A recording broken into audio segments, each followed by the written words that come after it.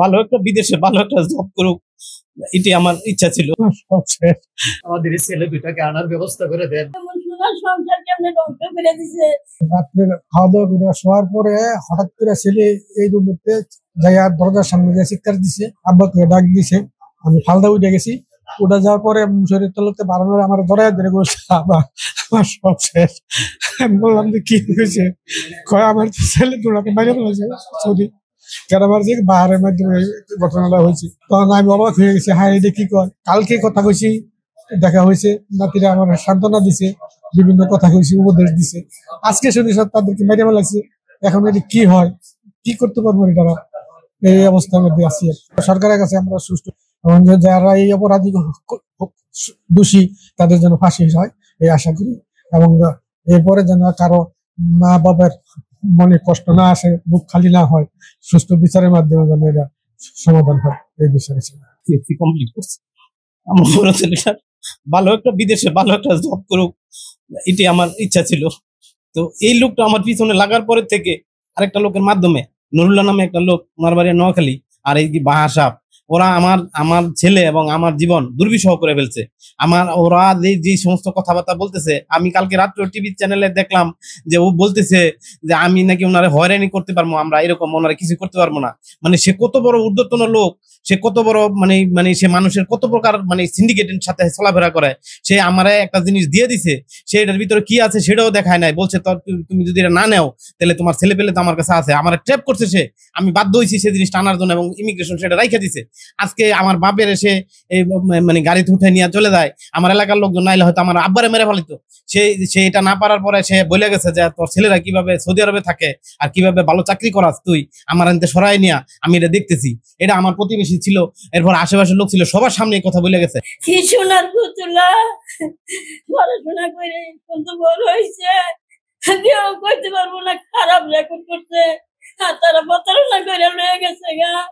আমার অনুরোধ ভাবে বলি আপনারা সরকারের বিচার করুক, আমরা ফাঁসি চাই, তাদের যেন আর কেউ সন্তানের মা যেন বুক কাটি না করে।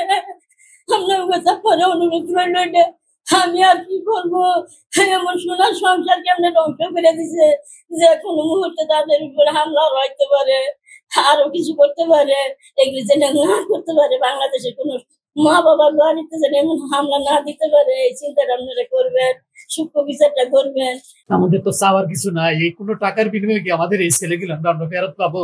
এমন একটাই সান্ত্বনা আমাদের এই সরকারের কাছে, আমাদের এই ছেলে দুইটাকে আনার ব্যবস্থা করে দেন। আর দ্বিতীয়ত যে যারা অপরাধী, প্রকৃত অপরাধী, তাদেরকে শনাক্ত করা হোক। আইন যদি চেষ্টা করে এটা বাইর করাটা কোনো ব্যাপার না, কারণ সেই হুমকি দামকি দিচ্ছে তার ট্রাভেলসের লোক ওইখানে আছে রিয়াদ থেকে। আমরা যতদূর জানতে পারছি রিয়াদ থেকে তৃতীয় পক্ষের যে ছেলেটা, ওটা নাকি রিয়াদ থেকে গেছে ওদের কাছে, 2-3 দিন ওইখানে ছিল। মানে ওই ছেলেটা রিয়াদ থেকে কে পাঠাইছে, কার মাধ্যমে, ওই ছেলেটার শনাক্ত হইলে সবকিছু বাইর হয়ে যাবে। ওইটা বাইর হইলে প্রকৃত, আমরা চাচ্ছি প্রকৃত অপরাধীটা বাইর হোক, কারো প্রতি দেখ না। এখন দালালের প্রতি আমাদের আক্রোশ, সন্দেহটা এই জন্য, কারণ সে সশস্ত্র হামলা করছে আমার বাড়িতে, লুটপাট করছে লোকজন নিয়ে। সে ছিল আমার বাইরে কিডন্যাপ করে নিয়ে যাবে। আমার ভাই ছিল না, আমিও বাসায় ছিলাম না ওই দিনকে।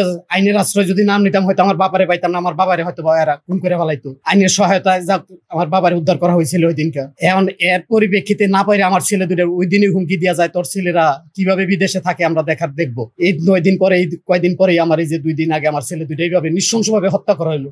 এরপরে আমরা জনগণ বলুক, আপনারা বলেন আমি সন্দেহর তীরটা আমি কিভাবে কার দিকে নিতে পারি? এটা কি আমার অনুমান করাটা কি আমার কেউ না যে এই দালাল এই কাজটা করতে পারছে? দালাল যেহেতু সে হুমকি দিয়ে গেছে, হুমকি দেওয়ার পর ওইখানে কোনো শত্রু নাই, তারা চাকরি করে বিদেশে বাড়িতে একটা কোম্পানিতে, সারাদিন চাকরি করতেছে, সকালে বেলা সারা রাত্র ডিউটি করছে। যেদিন মারা গেছে ডিউটি করে সকাল 7টায় ওইখানে বাসায় ঢুকছে। এরা ওইখানে ফুটেছে নাকি দেখা গেছে ওরা 7টায় বাসায় ঢুকে, ওই তৃতীয় পক্ষ লোকটা সহ।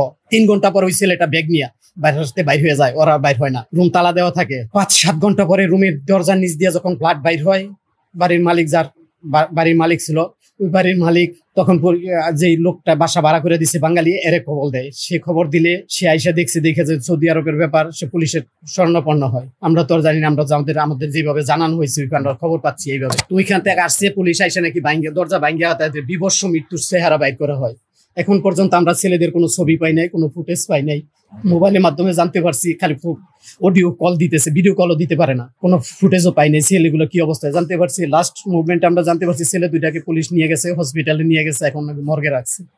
এখন আমাদের একটাই অনুরোধ, সরকারের প্রতি বিশেষ অনু আল্লাহ, আল্লাহকে রাজি সুখী খুশি আল্লাহ যদি সরকার যদি চায় ওইটা করতে পারবে, এই খুনিদেরকে বাইর করতে পারে। আর আমাদের একটাই চাও, আমাদের ছেলেগুলো কেমন মাঝে ফেরত, আমরা তো টাকা পয়সা আর কিছু